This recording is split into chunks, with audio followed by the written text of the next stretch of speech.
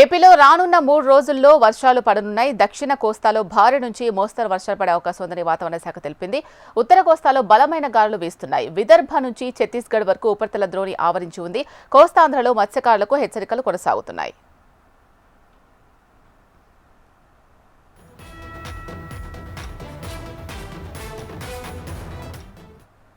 ఏపీలో రానున్న 3 రోజుల్లో వర్షాలు పడనున్నాయి. దక్షిణ కోస్తాలో భారీ నుంచి మోస్తరు వర్షాలు పడే అవకాశం ఉందని వాతావరణ శాఖ తెలిపింది.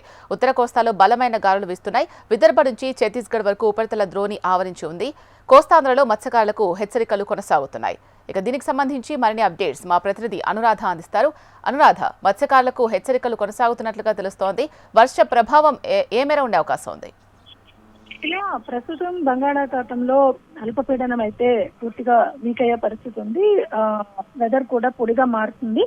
అయితే ఇప్పుడు దాకా ఉన్న వెదర్ అప్డేట్ చూసుకుంటే గనక ఉత్తర కోస్తా ఆంధ్ర అంతా కూడా ఈ రోజు నుంచి రేపటి వరకు 3 రోజుల పాటు ఏపీలో అటు తెలంగాణలోని కూడా ఒక మోస్తరు నుంచి అక్కడక్కడ భారీ వర్షాలు కురిసే అవకాశం ఉందని వాతావరణ శాఖ తెలిపింది. ముఖ్యంగా ఉత్తర కోస్తా ఆంధ్రలో కొద్దిపాటిగా మరొక 3 రోజుల పాటు తేలికపాటి వర్షాలు కూడా ఉంటాయని వాతావరణ శాఖ తెలియజేస్తుంది. అయితే మరో చూసుకుంటే కనుక విదర్భ నుంచి ఛత్తీస్గఢ్ వరకు కూడా ఒక ఉపరితల ద్రోణి కేంద్రీకృతమైంది. ఉపరితల ద్రోణి ప్రభావంతో అటు తెలంగాణలోని ఇటు ఆంధ్రప్రదేశ్ లోని కూడా కొన్ని చోట్ల భారీ నుంచి అతి భారీ వర్షాలు కురుస్తాయి. ముఖ్యంగా ఉత్తర కోస్తా ఆంధ్ర అంతా కూడా వర్ష సూచన ఉన్న నేపథ్యంలో సముద్రం అలజడిగా ఉంటుంది.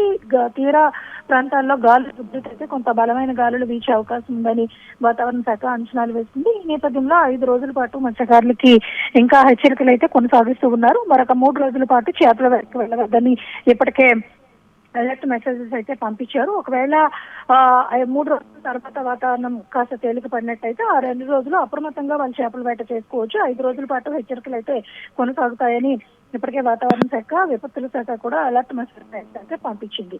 అయితే మరోవైపు చూస్తే కనుక ఇటు ఉత్తరాంధ్ర జిల్లాల్లో అంటే కోస్తా ఆంధ్ర జిల్లాలన్నింటినీ కూడా అటు శ్రీకాకుళం నుంచి ఇటు యానాం వరకు 3 రోజుల పాటు అక్కడక్కడ భారీ వర్షాలు కురుస్తాయి. మిగిలిన అన్ని ప్రాంతాల్లోని కూడా తేలికపాటి జల్లులు పొడి వాతావరణం ఉంటుందని వాతావరణ శాఖ తెలిపింది. దీంతో ఎక్కడైతే అలర్ట్స్ మెసేజెస్ ఇచ్చిన ప్రాంతాలు ఉన్నాయో అక్కడ మాత్రం జిల్లా యంత్రాంగాల్ని అప్రమత్తం చేస్తుంది. ప్రస్తుతానికి అల్పపీడనం ముప్పు కూడా తప్పినట్టే. వాతావరణం అంతా కూడా సాధారణ వాతావరణమే ఉంది.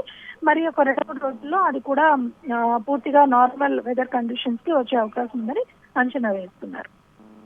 Right, thank you Anuradha.